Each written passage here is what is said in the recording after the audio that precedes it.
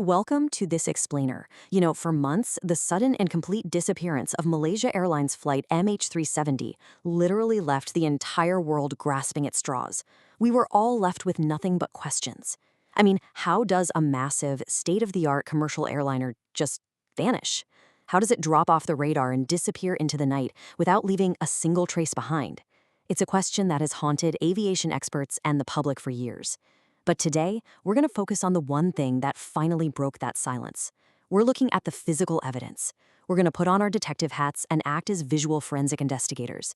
We have this one highly detailed composite graphic, and we are going to break it down, piece by piece. Through this process, we're going to extract every single ounce of forensic truth we can about what was lost, what was actually found, and the truly unbelievable contrast between a plane suddenly vanishing into thin air and the harsh, undeniable physical reality left behind. So, here is our roadmap for today. First, we'll look at the aircraft and the flight. Second, locating the Flaperon. Third, the Réunion Island discovery. Fourth, analyzing the debris. And finally, number 5, the final physical evidence. All right, let's jump right into section 1, the aircraft and the flight, where we'll establish our baseline. Now, take a look at this pristine digital model of the aircraft. It's pristine, right? Absolutely flawless. This represents the ideal, the manufactured perfection of modern flight. You can clearly spot that iconic red and blue kite logo on the tail and the crisp Malaysia Airlines branding painted right along the stark white fuselage. This is our baseline. This is the intact, fully functioning machine just suspended there in a digital sky. Untouched. Whole. And I really want you to hold this image of perfection in your head for a second, because when an aircraft suddenly disappears, when a completely routine flight just ceases to exist on every monitoring system we have, our brains naturally freeze on this exact image.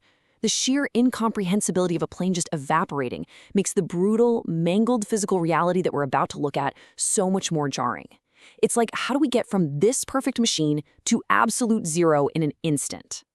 Our source text explicitly confirms these 3 foundational facts for us. The machine in question is, unequivocally, a Boeing 777.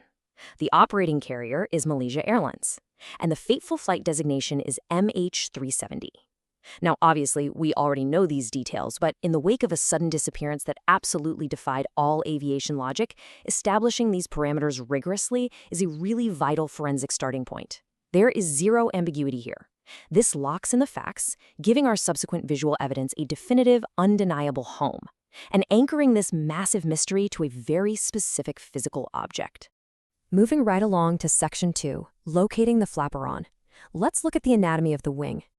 So, based purely on a diagram we're looking at here, we can define the Flaperon just by looking at its exact shape and location.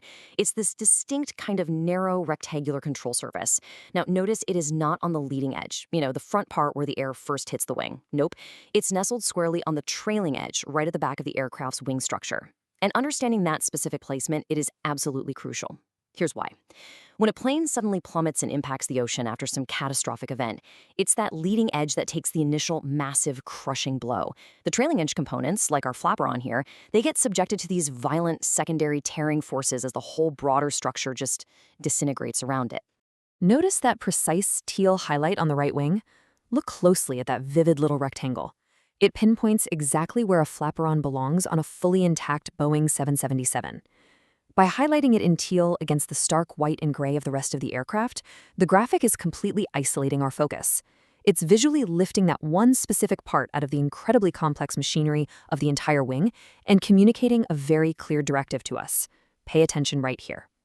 Out of the hundreds of thousands of parts that made up this whole aircraft, this is the piece of the puzzle that matters most to our investigation today. That brings us to section 3, the Réunion Island discovery. This is a stark visual pivot for us. And this leads us to the pivotal question that shifts our entire forensic focus. Think about it. After a massive aircraft vanishes without a single trace, how does the ocean finally give up its secrets? We are moving our eyes away from that clean, rendered digital sky down to a messy, rocky shoreline. What exactly was found resting on the Earth? What physical piece of evidence finally bridged the massive, agonizing gap between a sudden, inexplicable disappearance in the air and tangible reality thousands of miles away? Well, the answer comes directly from the source text. I want you to read this exact caption with me. Reunion debris, Boeing 777 Flaperon from flight MH370. This statement leaves absolutely no room for ambiguity. It establishes the location of the discovery, Réunion Island, which is a mind-boggling distance from the assumed crash site. It establishes the nature of the object, debris. It confirms the aircraft type, a Boeing 777, and, most significantly of all, it confirms the origin, flight MH370. This single, powerful sentence ends the absolute silence of that sudden disappearance. It transforms what was basically just an unidentified piece of torn metal into a historical artifact of immense, unbelievable importance. Okay, on to Section 4, analyzing the debris. Let's do some visual forensics on the Flaperon. This slide right here brilliantly illustrates the dramatic, high-contrast juxtaposition between what was manufactured and what currently exists today. On one side, we have the pristine, mathematical perfection of an intact control surface, cleanly and perfectly attached to a digital wing. But on the other hand, we have mangled, detached metallic debris resting heavily on uneven, raw, natural ground. The contrast is incredibly jarring, isn't it? It perfectly represents the terrifying gap in our knowledge. It shows us the chaotic, incredibly violent moments between a sudden, silent disappearance in the night sky and a broken piece of wreckage washing ashore months later. Let's take a really long look at the undeniable visual evidence here. We see this large, elongated piece of pale debris. It looks incredibly heavy, right? Just resting awkwardly on those rounded, river-like rocks and patchy green grass. In the background, slightly blurred out, we can see the lower halves of observers standing behind what looks like a barrier or a wall. This isn't some sterile laboratory setting. It's an active discovery scene in a raw, natural environment. And the sheer size of the object is immediately apparent just by comparing it to the terrain it's sitting on. This is no longer a highly calibrated aerospace component. It is ocean flotsam. Okay, take a moment to look incredibly closely at the left side of this debris. See those heavily torn, jagged metallic edges? That tells a deeply unsettling story of extreme, extreme violence. This metal wasn't just, unbolted or snapped off cleanly. No way. It was violently sheared away by kinetic forces that are almost impossible for us to comprehend. This tearing vividly exposes the internal structural framework of the Flaperon. Actually, if you look closely, you can see those hollow, geometrically structured cavities. Those are what gave this piece its immense strength against atmospheric pressure when it was flying. But now, it's completely, irrevocably detached from the main wing assembly. And that alone speaks volumes about the catastrophic energy involved when this plane met the water after its sudden disappearance.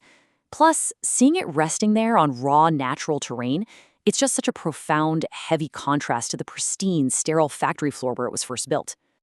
Finally, we reach Section 5, the final physical evidence. Let's connect the pieces. Look at how there is a literal solid connecting line drawn right into the composite graphic here. This line physically and conceptually drops down from that teal highlight on the intact wing, pointing straight down directly to the photograph of the destroyed metal on the ground. It is a stark, undeniable visual link. It forces us to accept that this broken piece down here was once that perfect piece up there. It violently bridges the gap between the last known perfect configuration of the aircraft and the tragic, sudden reality of its end. So taking in the full composite image one last time, we are basically forced to reconcile everything all at once. We've got the flawless digital representation floating above. We have the specific teal marker indicating the Flaperon's rightful home. We have that thin black line drawing our eyes downward. And finally, the brutal physical reality of the mangled MH370 debris resting on foreign soil. The graphic is, in its entirety, a complete story of a sudden loss, an agonizing global search, and an eventual tragic discovery. And it's told entirely through this rigorous visual comparison. As we wrap up this explainer, having meticulously examined the sheer physical damage, the jagged edges, and the stark juxtaposition of this singular piece of evidence, we are left to ponder a really heavy question. We know what this part is, and we know exactly where it was found, thousands of miles from where it vanished. But looking at that exposed internal framework and that torn, shredded metal, what other silent, forensic truths might this singular, mangled piece of evidence still hold about the terrifying, sudden disappearance of Flight MH370? It's something to keep thinking about. Keep looking closely.